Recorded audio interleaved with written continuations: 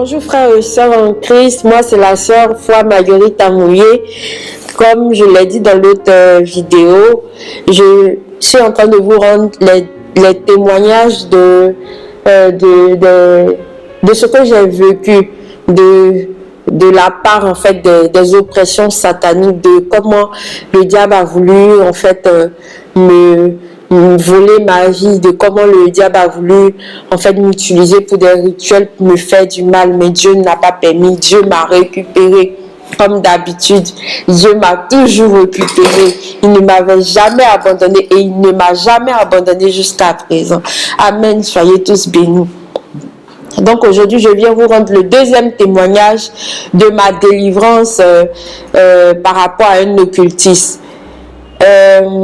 Je me rappelle toujours, c'était toujours comme ça, dans mes sorties, j'ai fait la rencontre d'un autre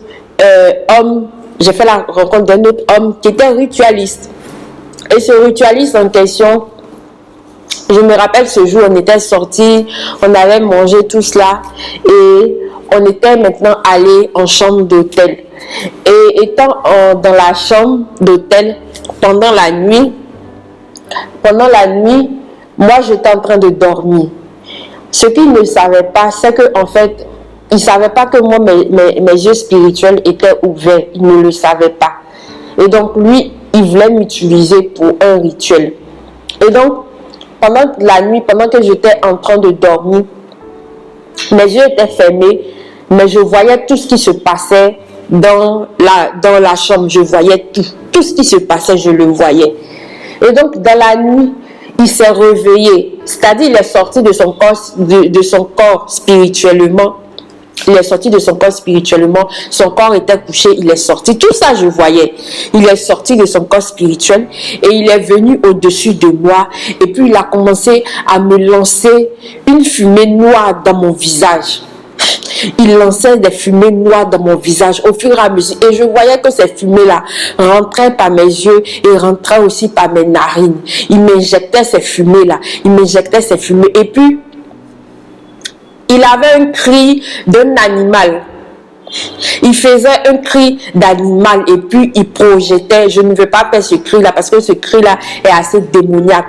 Il faisait le cri d'un animal, le cri d'un mouton. En fait, vous voyez comment le mouton bêle. C'est comme ça, il bêlait et puis il injectait cette fumée-là sur mon visage. Et quand il le faisait, je ne pouvais plus me relever. Moi, j'avais vu, mais je ne pouvais pas me lever. J'étais comme lourde. C'est comme si il était venu s'asseoir sur moi. C'est comme s'il avait mis un gros poids sur moi. Et je ne pouvais pas me lever. Je n'avais pas cette force-là de pouvoir me lever. Et j'ai vu un ange. Pendant qu'il était en train de faire cela, j'ai vu un ange. L'ange était tout blanc. L'ange est descendu. J'ai vu l'ange descendre comme ça dans la chambre. J'ai vu l'ange descendre dans la chambre. Et puis j'ai vu l'ange passer en arrière vers moi. J'ai vu l'ange venir vers moi. Et puis l'ange m'a poussé. Quand l'ange m'a poussé, c'est comme si l'ange m'a projeté pour que je puisse me réveiller. Parce que de la manière dont l'ange m'a projeté, c'est comme si je n'étais pas là. C'est comme si je venais de loin. L'ange m'a projeté. Quand il m'a projeté, un coup, je suis revenue à moi-même. Quand je suis revenue à moi-même, j'ai commencé à pleurer. C'est-à-dire tout ce qui était comme fumée qu'il avait mis dans mes yeux, dans mes narines. Tout commençait à sortir sous forme de larmes. Mes yeux coulaient de larmes. Je ne pouvais pas, c'est pas que je pleurais, je ne pleurais pas, mais mes larmes coulaient comme ça, comme si, je sais pas, comme si ils avaient quelque chose me brûlait. Mes larmes coulaient. Mes mauves aussi sortaient, les mauves sortaient de mes narines. C'était automatique. Tout ce qu'il a mis en moi sortait en même temps. Et pendant une bonne heure, pendant 30 minutes comme ça, mes larmes coulaient seulement et puis les mauves sortaient. Donc, j'étais obligée de prendre des lotus, me moucher, m'essuyer à chaque fois quand mes larmes sortaient. Quand je me suis réveillée, il était 2 heures. Donc, il était 2 heures. J'ai pris ma chaise, j'ai tiré la chaise comment dirais-je même, de la chambre. Je me suis assise en face du lit et puis je le regardais maintenant. Et quand il a vu que moi je me suis réveillée, lui aussi s'est réveillé. Et il me demande dans la nuit à 2 heures du matin, il me demande qu'est-ce qui se passe. Je lui ai dit rien ne se passe, il n'y a rien. Il me demande mais pourquoi subitement tu t'es levé? Il y a quel souci? J'ai dit non, il n'y a rien. Rien ne se passe, il n'y a rien. Il me dit non, que lui il est gêné, que c'est pas possible que je me réveille dans la nuit comme ça. Et puis en plus, mes larmes coulent, mes morts coulent, qu'il ne sait pas qu'est-ce qui se passe. Il était lui-même perturbé. Il était étonné, perturbé, et puis il ne se retrouvait pas lui-même.